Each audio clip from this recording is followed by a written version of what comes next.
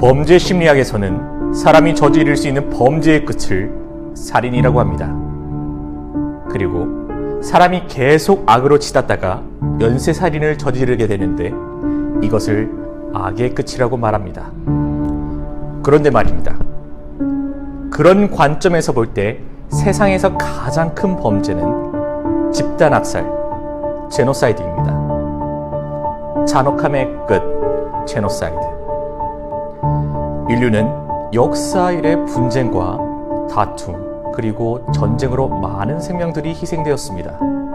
세계 1차 대전 때 그 전쟁으로 1천만 명이라는 사상자를 내었고, 인류 역사상 최악의 전쟁이었던 2차 전쟁 때는 무려 7천만 명이라는 사람이 죽었는데, 더 안타까운 것은 그 사망자의 67%가 인간인이었다고 합니다. 인간의 이기심과 죄악의 결과로 서로 죽이고 죽이는 피해 역사, 인류의 대학살의 참극이 벌어졌던 것입니다. 그런데 2차 대전보다 더 잔혹하고 끔찍한 제노사이드의 역사가 성경에서 시작된 것을 아십니까? 지금까지 지구상에서 살다 죽은 사람의 숫자가 1087억 명쯤 된다고 하는데, 바로 모든 인류를 영원히 멸망시켜버린 선악과 사건입니다.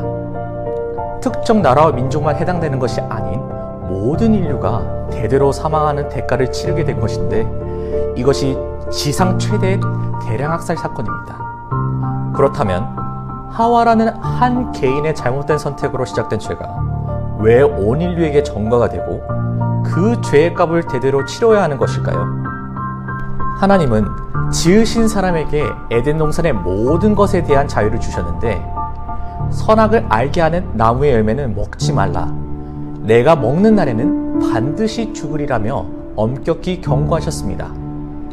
그럼에도 사람은 그 말을 듣지 않고 결코 죽지 않을 것이라는 뱀의 말을 듣고 그 열매를 범하고 맙니다. 그렇다면 하나님의 말씀을 듣지 않고 경홀히 여겨 그 열매를 먹어버린 것이 죄가 된 것일까요? 그래서 그 대가로 인류가 대대로 사망의 고통에 던져지고, 하나님은 연약한 사람이 하나님의 말씀을 어겼다는 이유로 보복이라도 하시듯 그토록 무서운 징계를 내리시는 분이란 말일까요? 하나님은 자기 아들을 죄 지은 인간을 위해 내어주시는 분이십니다.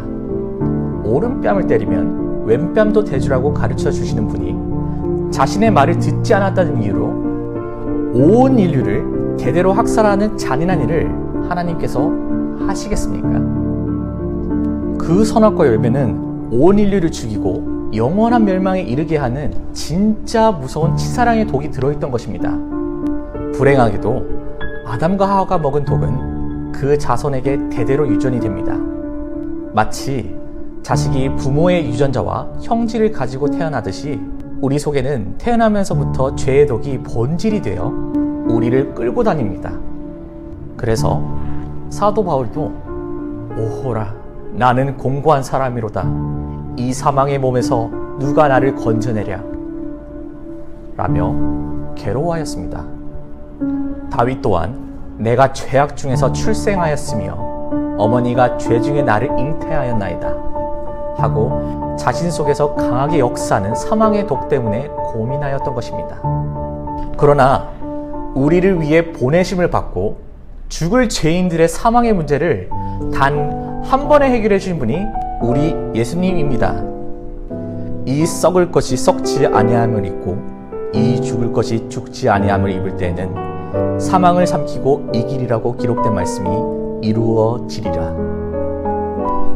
십자가에서 매달려 죽으시고 무덤에 들어가셨지만 그대로 썩지 않으시고 사망을 삼켜 이겨 부활하여 승리하신 분이 우리 주 예수 그리스도이십니다.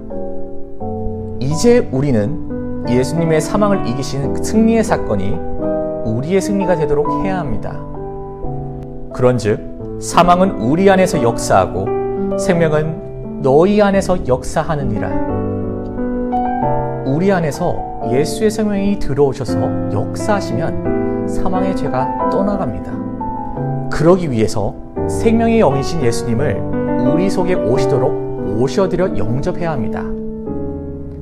아담과 하와를 속여 마귀가 일으킨 인류 최대의 제노사이드, 그 대량학살의 전쟁을 끝내버리신 분이 이분이 생명이신 예수 그리스도이십니다.